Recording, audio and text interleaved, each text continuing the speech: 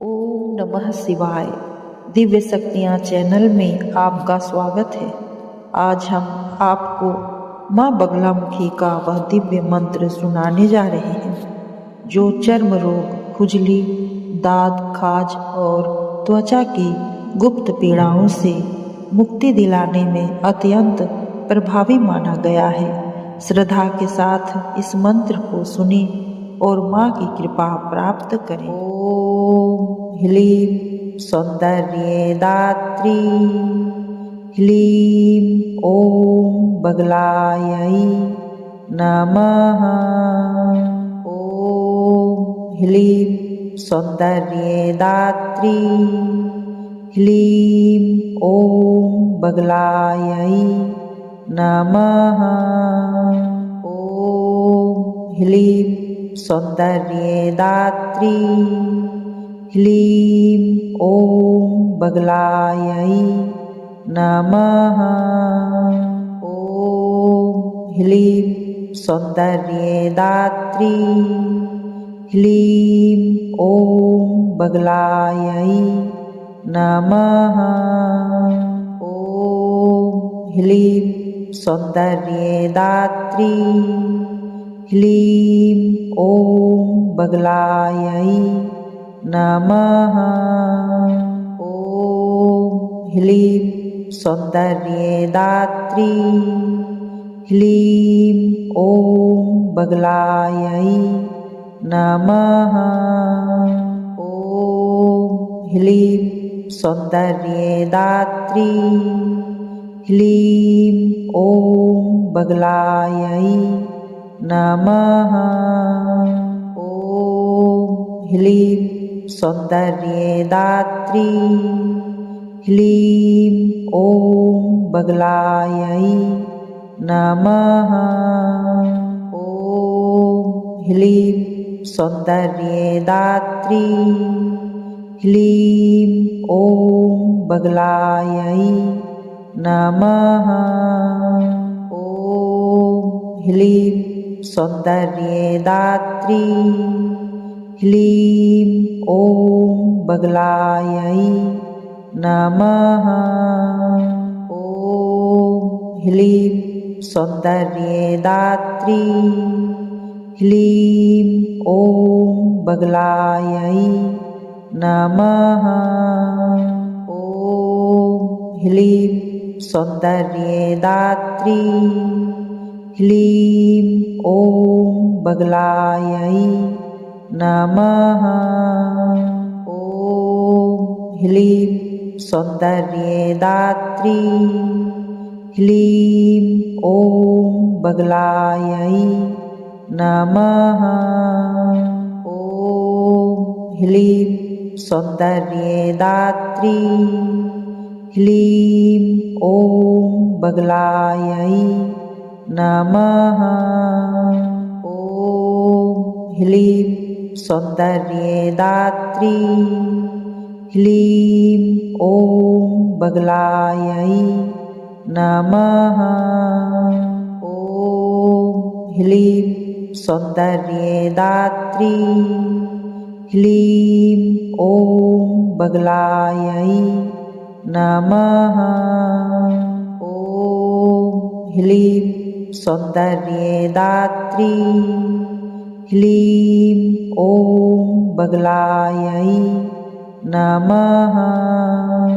ओम ह्लीं सौंदर्ये दात्री, ह्लीं ओम बगलायै नमः। ओम ह्लीं सौंदर्ये दात्री, ह्लीं ओम बगलायै नमः। ओम ह्लीं सौंदर्ये दात्री, ह्लीं ओम बगलायै नमः।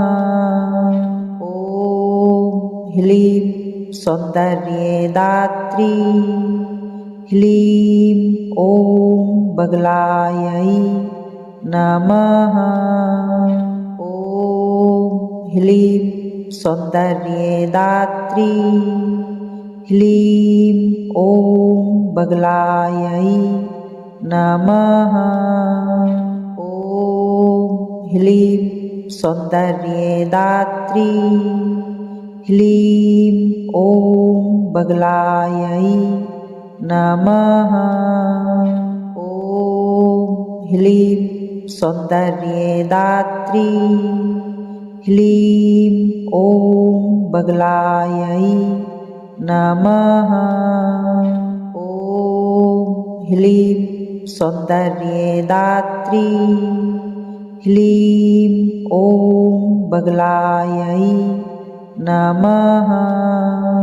ॐ ह्लीं सौन्दर्यदात्री ह्लीं ॐ बगलायै नमः। ॐ ह्लीं सौन्दर्यदात्री ह्लीं ॐ बगलायै नमः। ॐ ह्लीं सौन्दर्यदात्री ह्लीं ॐ बगलायै नमः। ॐ ह्लीं सौन्दर्यदात्री ह्लीं ॐ बगलायै नमः। ॐ ह्लीं सौन्दर्यदात्री ह्लीं ॐ बगलायै नमः।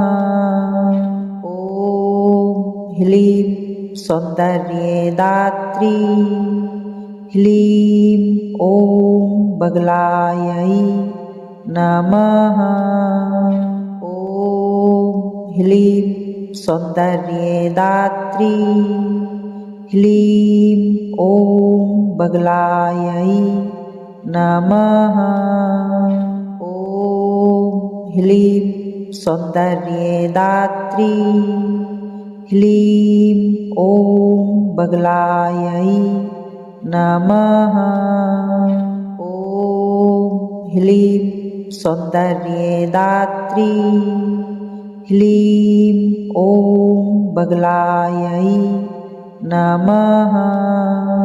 ॐ ह्लीं सौन्दर्यदात्री ह्लीं ॐ बगलायै नमः। ॐ ह्लीं सौन्दर्यदात्री ह्लीं ॐ बगलायै नमः। ॐ ह्लीं सौन्दर्यदात्री ह्लीं ॐ बगलायै नमः। ॐ ह्लीं सौन्दर्यदात्री ह्लीं ॐ बगलायै नमः। ॐ ह्लीं सौन्दर्यदात्री ह्लीं ॐ बगलायै नमः। ॐ ह्लीं सौन्दर्यदात्री ह्लीं ॐ बगलायै नमः।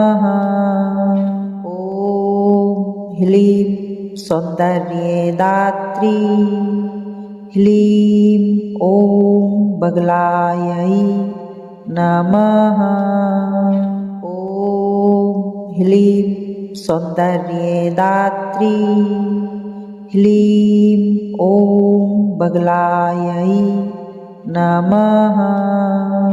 ॐ ह्लीं सौन्दर्यदात्री ह्लीं ॐ बगलायै नमः।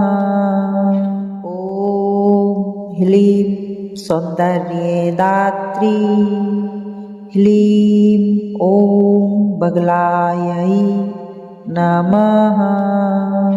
ॐ ह्लीं सौन्दर्यदात्री ह्लीं ॐ बगलायै नमः।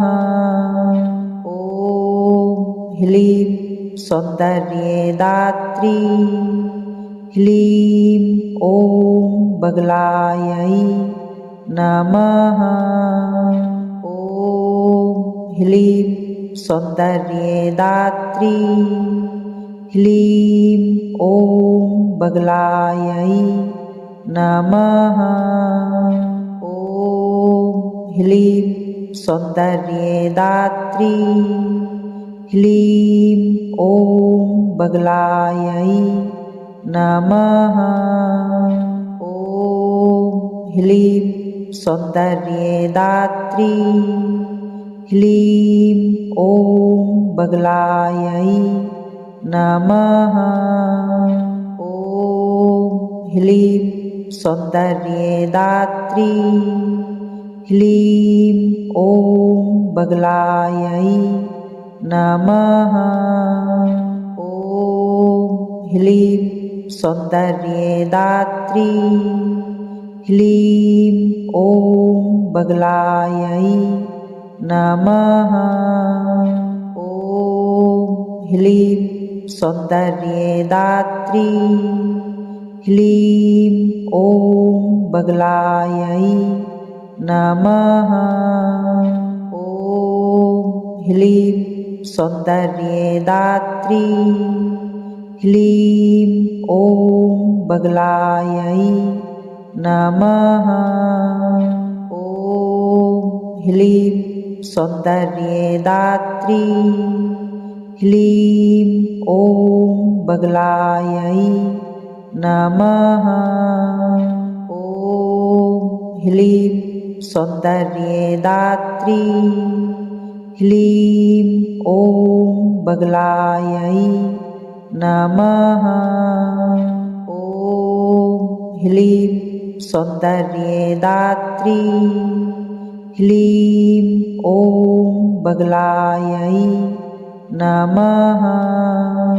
ॐ ह्लीं सौन्दर्यदात्री ह्लीं ॐ बगलायै नमः। ॐ ह्लीं सौन्दर्यदात्री ह्लीं ॐ बगलायै नमः।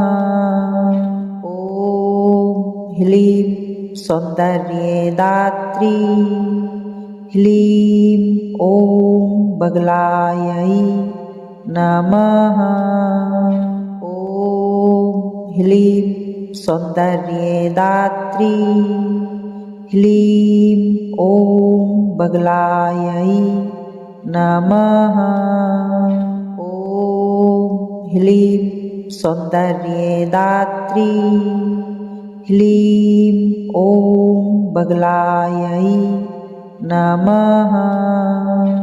ॐ ह्लीं सौन्दर्यदात्री ह्लीं ॐ बगलायै नमः। ॐ ह्लीं सौन्दर्यदात्री ह्लीं ॐ बगलायै नमः। ॐ ह्लीं सौन्दर्यदात्री ह्लीं ॐ बगलायै नमः। ॐ ह्लीं सौन्दर्यदात्री ह्लीं ॐ बगलायै नमः। ॐ ह्लीं सौन्दर्यदात्री ह्लीं ॐ बगलायै नमः। ॐ ह्लीं सौन्दर्यदात्री ह्लीं ॐ बगलायै नमः। ॐ ह्लीं सौन्दर्यदात्री ह्लीं ॐ बगलायै नमः। ॐ ह्लीं सौन्दर्यदात्री ह्लीं ॐ बगलायै नमः। ॐ ह्लीं सौन्दर्यदात्री ह्लीं ॐ बगलायै नमः। ॐ ह्लीं सौन्दर्यदात्री ह्लीं ॐ बगलायै नमः। ॐ ह्लीं सौन्दर्यदात्री ह्लीं ॐ बगलायै नमः। ॐ ह्लीं सौन्दर्यदात्री ह्लीं ॐ बगलायै नमः। ॐ ह्लीं सौन्दर्यदात्री ह्लीं ॐ बगलायै नमः। ॐ ह्लीं सौन्दर्यदात्री ह्लीं ॐ बगलायै नमः। ॐ ह्लीं सौन्दर्यदात्री ह्लीं ॐ बगलायै नमः। ॐ ह्लीं सौन्दर्यदात्री ह्लीं ॐ बगलायै नमः। ॐ ह्लीं सौन्दर्यदात्री ह्लीं ॐ बगलायै नमः। ॐ ह्लीं सौन्दर्यदात्री ह्लीं ॐ बगलायै नमः। ॐ ह्लीं सौन्दर्यदात्री ह्लीं ॐ बगलायै नमः। ॐ ह्लीं सौन्दर्यदात्री ह्लीं ॐ बगलायै नमः। ॐ ह्लीं सौन्दर्यदात्री ह्लीं ॐ बगलायै नमः। ॐ ह्लीं सौन्दर्यदात्री ह्लीं ॐ बगलायै नमः। ॐ ह्लीं सौन्दर्यदात्री ह्लीं ॐ बगलायै नमः। ॐ ह्लीं सौन्दर्यदात्री ह्लीं ॐ बगलायै नमः। ॐ ह्लीं सौन्दर्यदात्री ह्लीं ॐ बगलायै नमः। ॐ ह्लीं सौन्दर्यदात्री ह्लीं ॐ बगलायै नमः। ॐ ह्लीं सौन्दर्यदात्री ह्लीं ॐ बगलायै नमः। ॐ ह्लीं सौन्दर्यदात्री ह्लीं ॐ बगलायै नमः। ॐ ह्लीं सौन्दर्यदात्री ह्लीं ॐ बगलायै नमः। ॐ ह्लीं सौन्दर्यदात्री ह्लीं ॐ बगलायै नमः। ॐ ह्लीं सौन्दर्यदात्री ह्लीं ॐ बगलायै नमः। ॐ ह्लीं सौन्दर्यदात्री ह्लीं ॐ बगलायै नमः। ॐ ह्लीं सौन्दर्यदात्री ह्लीं ॐ बगलायै नमः। ॐ ह्लीं सौन्दर्यदात्री ह्लीं ॐ बगलायै नमः।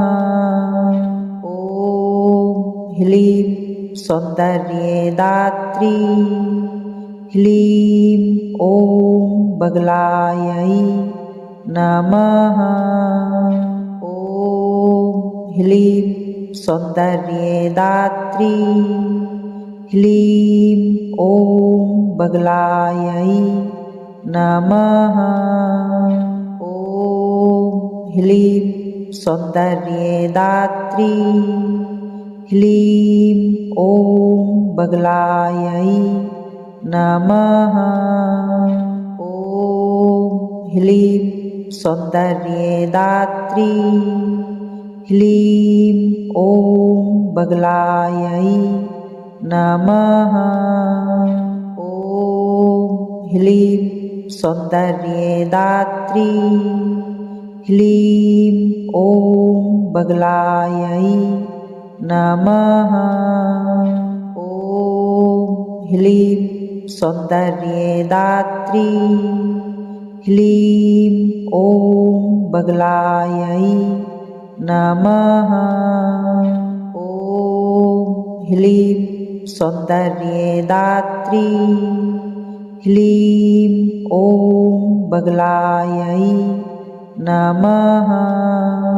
ॐ ह्लीं सौन्दर्यदात्री ह्लीं ॐ बगलायै नमः। ॐ ह्लीं सौन्दर्यदात्री ह्लीं ॐ बगलायै नमः। ॐ ह्लीं सौन्दर्यदात्री ह्लीं ॐ बगलायै नमः। ॐ ह्लीं सौन्दर्यदात्री ह्लीं ॐ बगलायै नमः। ॐ ह्लीं सौन्दर्यदात्री ह्लीं ॐ बगलायै नमः। ॐ ह्लीं सौन्दर्यदात्री ह्लीं ॐ बगलायै नमः।